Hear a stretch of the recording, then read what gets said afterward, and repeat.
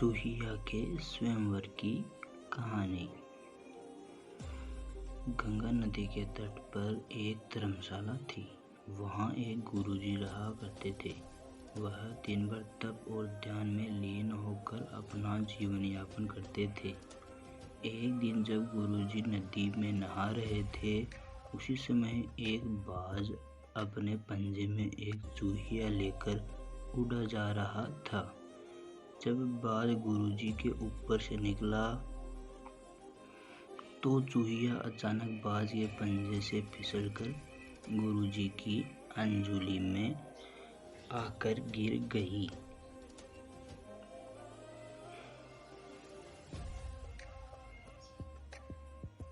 गुरुजी ने सोचा कि अगर उन्होंने चूहिया को ऐसे ही छोड़ दिया तो बाज उसे खा जाएगा, इसलिए उन्होंने चूहिया को अकेला नहीं छोड़ा और उसे पास के बरगद के पेड़ के नीचे रख दिया और खुद को शुद्ध करने के लिए फिर से नहाने के लिए नदी में चले गए। नहाने के बाद गुरुजी ने अपनी शक्तियों का इस्तेमाल करते हुए चूहिया को एक छोटी लड़की में बदल दिया और अपने साथ आश्रम ले गए। गुरुजी ने आश्रम पहुंचकर सारी बात अपनी पत्नी को बताई और कहा कि हमारी कोई संतान नहीं है, तो इसलिए इसे ईश्वर का वरदान समझकर स्वीकार करो और इसका अच्छे से लालन पालन करो।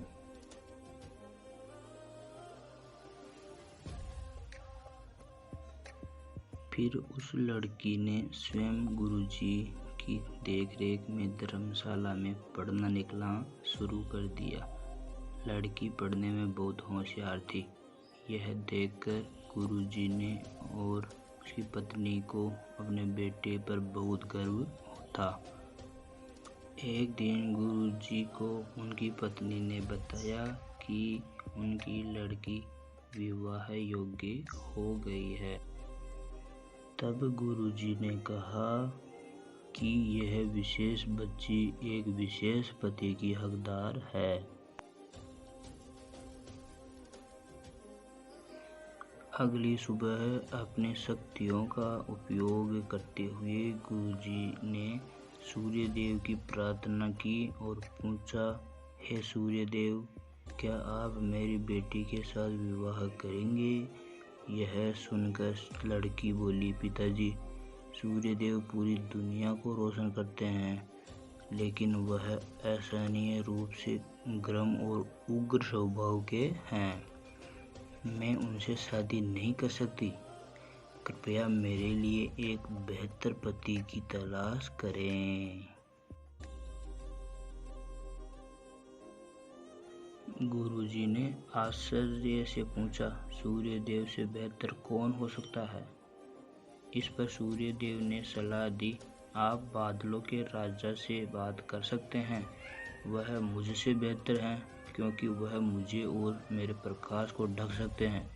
इसके बाद गुरुजी ने अपनी शक्तियों का उपयोग करते हुए बादलों के राजा को बुलाया और कहा, कृपया मेरी बेटी को स्वीकार करें। मैं चाहता हूँ कि अगर बेटी की स्वीकृति हो तो आप उससे शादी करें।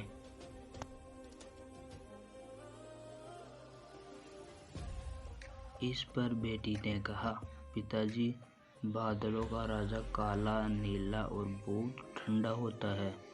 मैं उससे शादी नहीं करना चाहती। कृपया मेरे लिए एक बेहतर पति की तलाश करें। गुरुजी ने फिर से आश्चर्य में पूछा, भला बादलों के राजा से भी बेहतर कौन हो सकता है?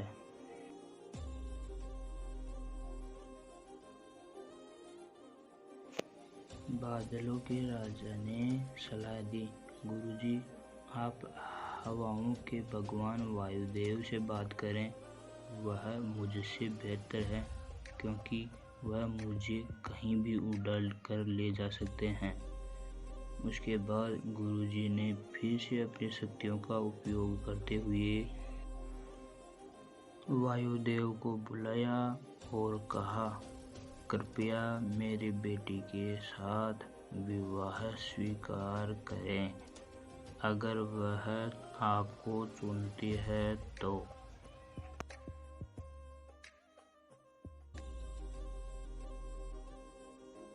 लेकिन बेटी ने वायुदेव से भी विवाह करने से इनकार कर दिया और कहा, पिताजी, वायुदेव बहुत तेज हैं, वह अपनी दिशा बदलते रहते हैं, मैं उससे शादी नहीं कर सकती। कृपया मेरे लिए एक बेहतर पति की तलाश करें।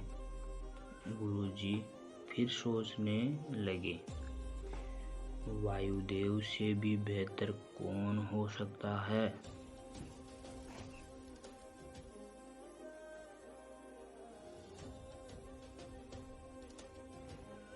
इस पर वायुदेव ने सलाह दी, आप पहाड़ों के राजा से इस विषय में बात कर सकते हैं। वह मुझसे बेहतर हैं क्योंकि वह मुझे बहने से रोक सकते हैं। इसके बाद गुरुजी ने अपनी शक्तियों का उपयोग करते हुए पहाड़ों के राजा को बुलाया और कहा, कृपया मेरी बेटी का हाथ स्वीकार करें। मैं चाहता हूँ कि अगर वह आपको पसंद करती है तो आप उससे शादी करें। फिर बेटी ने कहा, पिताजी, पहाड़ों के राजा बहुत कठोर हैं, वह अचल है, मैं उससे शादी नहीं करना चाहती। कृपया मेरे लिए एक बेहतर पति की तलाश करें। गुरुजी ने सोचा, पहाड़ों के राजा से भी बेहतर कौन हो सकता है? पहाड़ों के राजा ने सलाह दी, गुरुजी, आप चूहे के राजा से बात करके देखिए, वह मुझसे बेहतर हैं क्योंकि वह मुझ में छेद कर सकता है।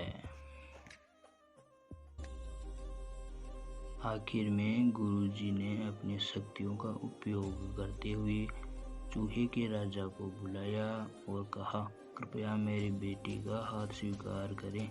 मैं चाहता हूँ कि आप उससे शादी करें अगर वह आपसे शादी करना चाहे। जब बेटी चूहे के राजा से मिली तो वह खुश होकर शादी करने के लिए राजी हो गई। गुरुजी ने अपनी बेटी को एक सुंदर चूहिया के रूप में वापस बदल दिया। इस प्रकार गुरुजी की बेटी चूहिया का स्वयंवर संपन्न हुआ।